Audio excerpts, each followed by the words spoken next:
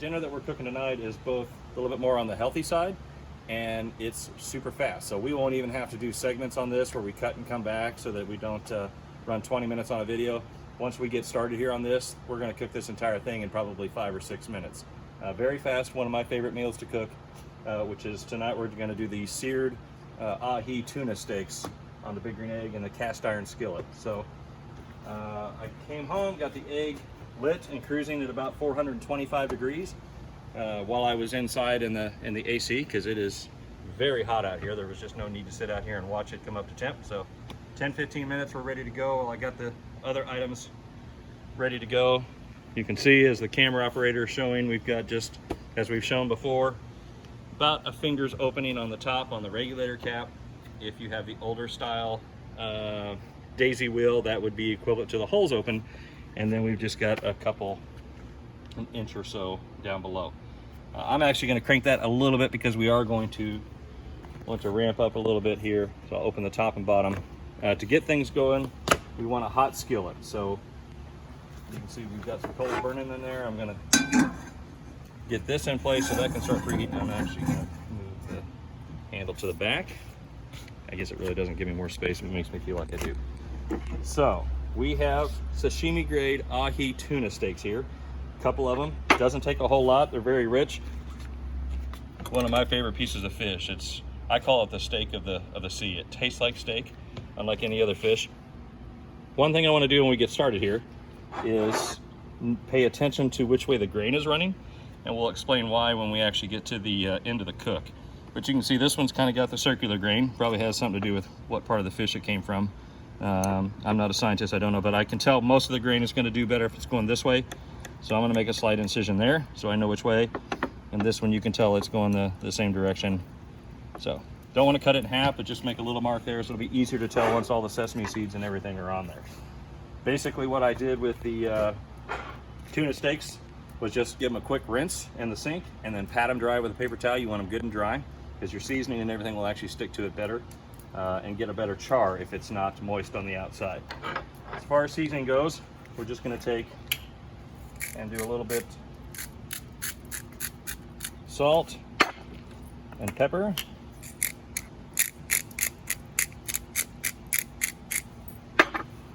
Okay, once I get that done, sesame seeds.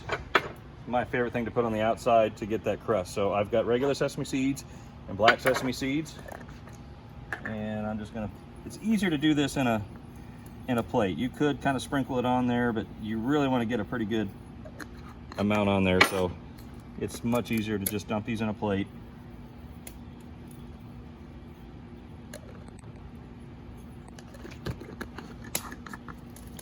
Get amped up there, we'll shut that. And I'm just going to kind of mix those up. As a matter of fact, let's get using coconut oil. You can use olive oil, you can use just about anything, but with the higher temp that we're going to be searing these at, you want an oil that can kind of take the heat. But coconut oil, I think, is up there in the 400s or so, so it's going to be able to take the heat pretty well. We're not deep frying, but you do want a pretty good amount of oil, and let that start heating up. Okay, so now what I'm going to do is take our tuna steaks, kind of set them in the sesame seed, pat it down so that it sticks to it, get the other side real good, and it takes quite a bit. You want that sesame seed crust on the outside at the end, so don't be afraid to add more if you need to. You can even take some of the seeds and put them on there and kind of push it into it. Spot right there. Let those rest there on the plate for a second. Those are not going to take long at all, so I'm going to go ahead and get done with the gloves. We'll get our asparagus. I'm just going to grill the asparagus hot and fast here, and the good news is I've got room for it right next to the skillet here.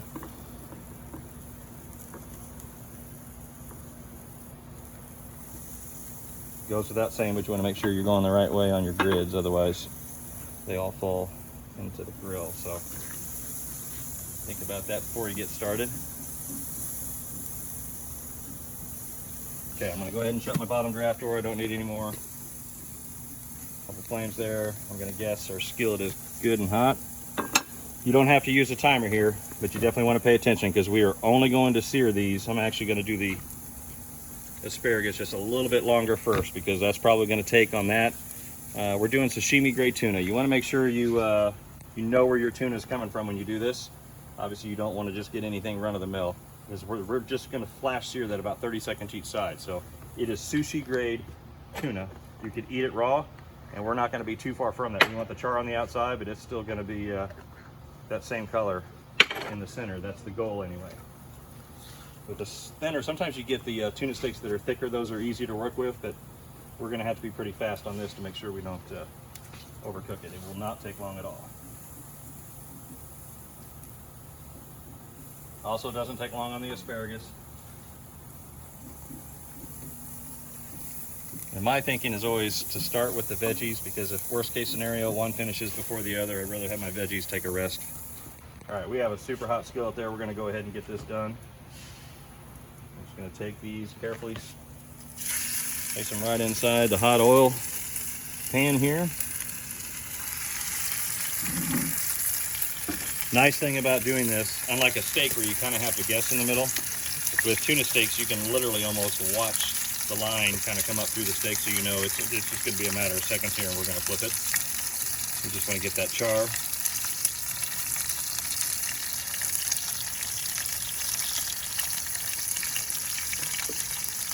Probably 20 seconds. These are not very big. That's still just good and hot. You can always turn it back over if you need to.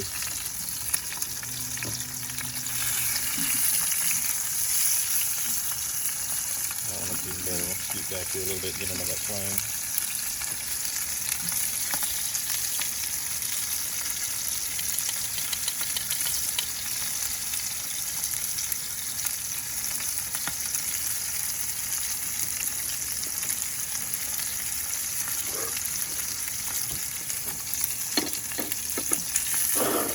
Okay, I'll pull this one off. We're going to put it right on the cutting board. I'm going to get just a little bit of char on this other side.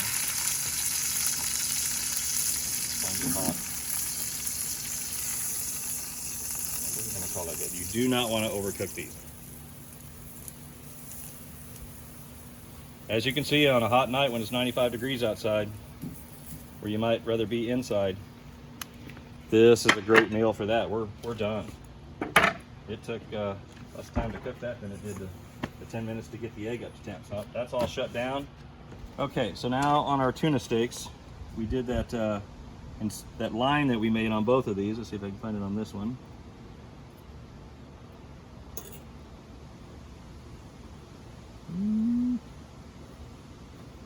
May have to back the camera up to make sure we're. It won't be the end of the world if you don't do this, but the reason why we did that, we'll carve this one first. Is I showed which way the grain was running. If you've watched previous videos, and probably I think just about every other cut that you would ever cut, besides this, you go against the grain. When you're cutting tuna steaks, you want to go with the grain. If you try it the other way, or if we got it wrong on one of these, you would actually figure out pretty quick because it will actually start falling apart on you instead of the nice clean cuts that you want to have. So I'm just going to kind of grab a hold of it here and start making this nice thin. I like to cut these into thin strips. You could do this and put this on a salad. You can see we just got that char on the outside. If this is not your thing, you could certainly cook it a little bit more, but I can tell you, this is the flavor profile that you're going for. When you try it this way, it literally tastes like steak. Usually you would even pair a white wine to go with fish. When you do tuna steaks, in my opinion, you've got that salt and pepper on there and that crust. This is where you get that big fat oaky cab out. It's going to go much better here. So I'm just going to use my fingers and kind of put some of this on the plate here. Okay, next step is soy sauce. You can do low sodium if you like. I prefer the leaded version, and I do like, this is my one weakness, I do like soy. You want to get a fair amount on there and let it absorb in. Don't go shy. This is the one time that I have a weakness for sodium. And then, very important, this is my favorite. There's different versions of the wasabi. You can get it in a jar. Some people, you can do the powder version where you make your own, but I like the S&B in these little tubes. It's like a little tube of paste. You can really control exactly how much you have. So what I'll do is just make a little, you could do this on the edge of the plate, but you want to make just a little line. This stuff is very strong. It's not going to take much. I might use a little bit more than that. But what you're going to do here is you're going to take a piece of the tuna steak. That's why you want the wasabi. Actually, that needs a little bit more soy, because you want just a, on the camera I was a little shy to end up going too much there, but you really do want that profile, and the two mixed together, it's like prime rib with the au jus. And then just take that however much you dare as far as that. And it has a tendency in the evening, you just keep getting bigger and bigger bites until somebody actually hurts themselves. You want to go first, or is that? I'll see you cry. If you want to see me cry, I should get a little more. This stuff is wasabi is Japanese horseradish, and I think it's actually stronger than most regular horseradish, but it can definitely get you. So since we're on camera, I've got a pretty good job on there.